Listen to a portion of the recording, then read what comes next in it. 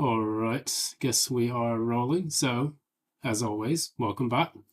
I'm going to be reading for the sign of Aries, Sun, Moon, and Rising for the month of April 2026.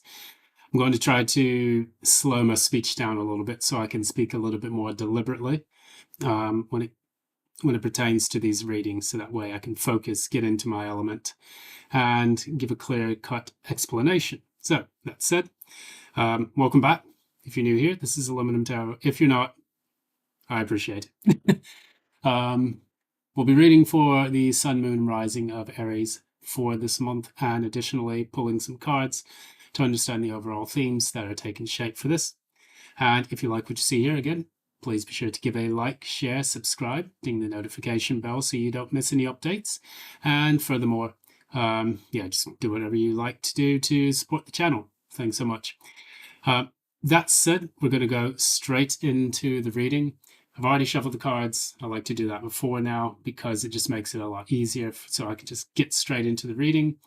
I can faff about it a little bit before the reading and afterwards, but other than that, we're onwards. So we have, for your recent past, you have the Seven of Swords in the reverse, and this is clarified by the Two of Pentacles in the reverse. So either you or someone that you know fumbled the bag, and now they're feeling pretty down and out about it. They're feeling quite guilty about the scenario. In the recent past, you had, maybe someone, something, maybe a company business or whatever, or a potential significant other, which is feeling guilty that they juggled you with someone else.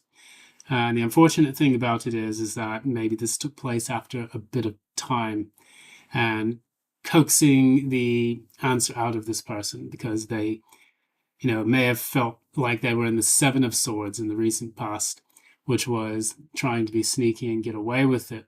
This may have happened multiple times with that Seven of Swords, because you then, when you have the Rider-Waite deck, you have the Seven Swords.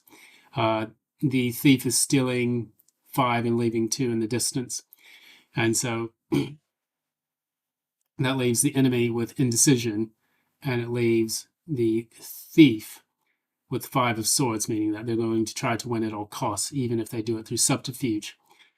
If this pertains to your work life, then this would be, maybe a boss, someone who is very unscrupulous, not a very outstanding individual, to say the least. And furthermore, this person is probably doing stuff behind your back as well. Same thing in a love relationship. This is usually a person who is, phoning you up and say, "Oh yeah, everything's all right," and then they, as soon as they hang up, they go over there with the pool boy, or they decide that they're going to get themselves a second helping of knob, depending on how they like it, and that's pretty much it. So now that that's been found out, you don't have to worry about any more, I guess, side knob coming into your relationship, no pun intended. Anyways, going into the next part of the reading, we talk about the Four of Swords in the reverse. And again, I'm getting that cheating element. We had the Seven of Swords in the reverse, Two of Pentacles that's being fumbled around. And then you have the Three of Cups here, clarifying that Four of Swords in the reverse. So the idea of people working behind your back, or perhaps a significant other doing things behind your back, you think about this quite a bit, and this does give you a lot of anxiety, possibly at night when you're trying to sleep, because things begin to play in your head as to why these types of things happen.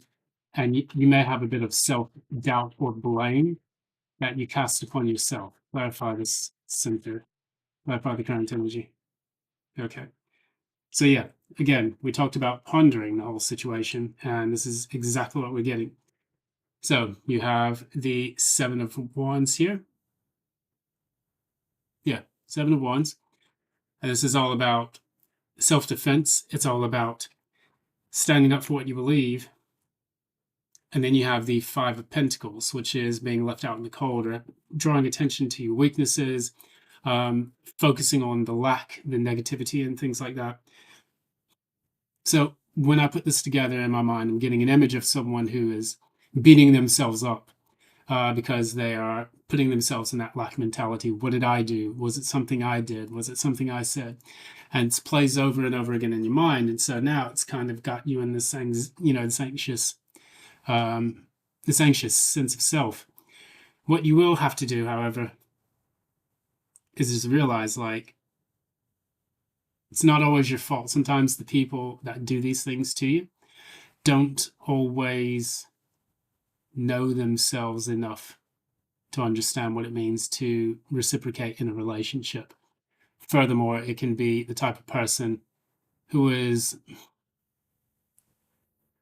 failing to take accountability, excuse me, in any way, shape, and form. And they're actually maybe putting the blame on you using tactics to try to get you to feel sorry for yourself and to shoulder the blame rather than that person who actually perpetuated the incident. Sorry, giving this some tea around here. Um, and so, yeah, when we move away from that, we go into the near future. It's very, very strong, sharp energy, no pun intended. But you have the Two of Wands, meaning that you're going into a phase of planning. What is it that I can do once this relationship is over? How do I move forward with all of this? So that way I no longer have this hanging over my head. Speaking of which, you have the Queen of Swords, which is focused on in this part of the reading. So it's going to be a time in which you get very clear with yourself, grounded, and cut out the nonsense. All of the bullshit that's been a part of this relationship and that has been in your life, you're no longer allowing it to stay. And the Queen of Swords is a very discerning individual. This is Libran, Aquarius, Gemini energy, where they're able to emotionally withdraw from the situation and finally get into the frame of mind where they're saying, what do I need to cut out? How does this make sense to me? What can I take from this conversation? What can I leave? What makes sense and what doesn't? And so once you do that, I see you almost getting like gathering intelligence on the matter, and then after that, planning your destiny, moving forward from there.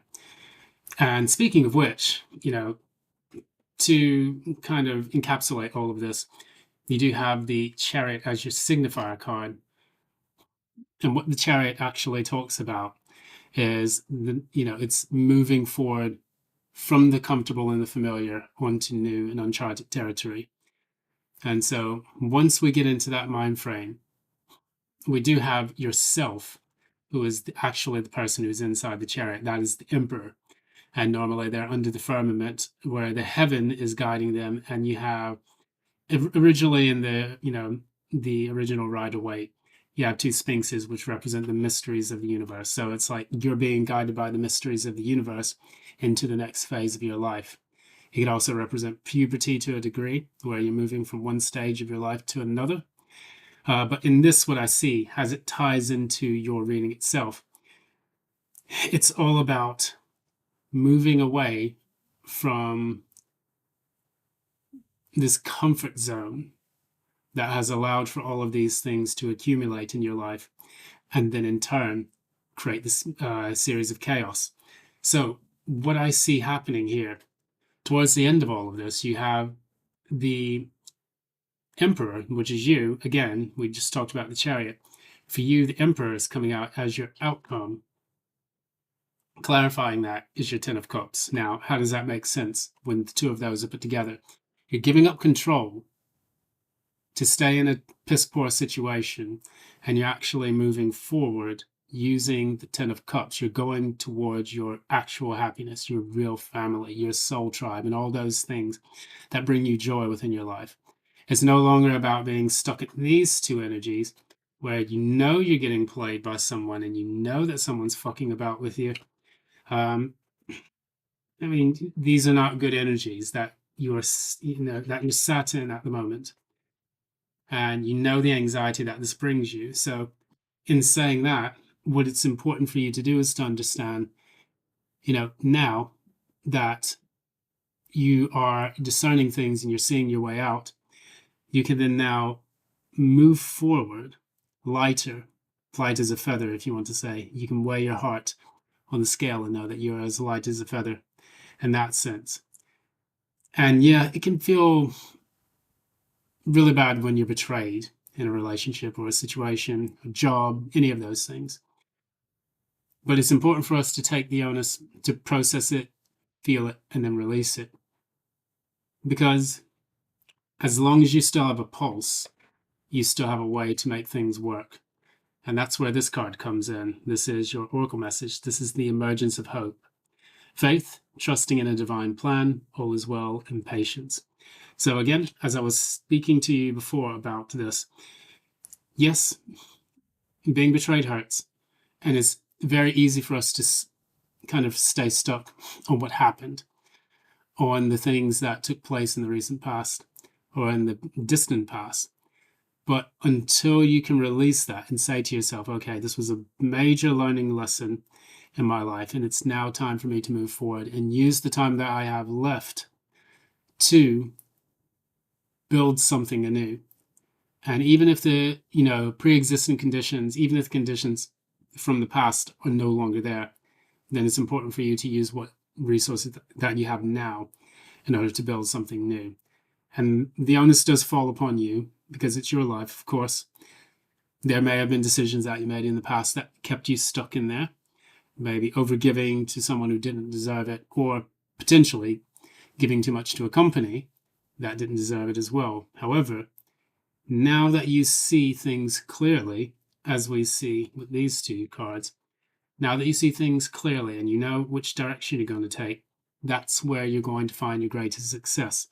That is when you're going to finally step into the chariot and move forward, because it is important to you to be able to do this so that way you can make the best use of your time and resources. Now, is there a bit of advice that we can give to the Aries? Aries, Sun, and Rising, what advice have you got for us for today?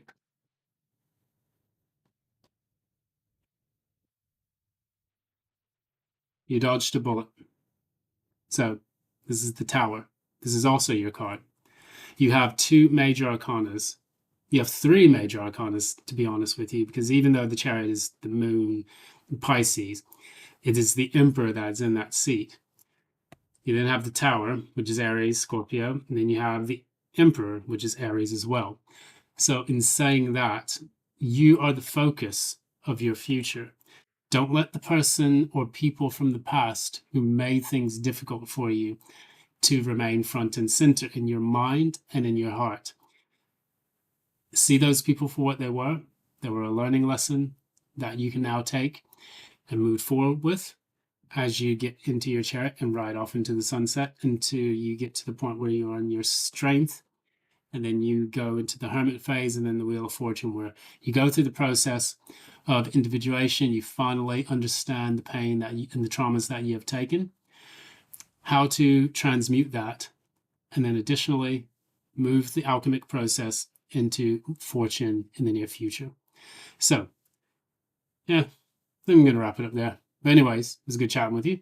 This is Aluminum Tarot once again. If you like what you see here, please be sure to give a like, share, subscribe, ding the notification bell as well. And until next time, love and light. Enjoy your April.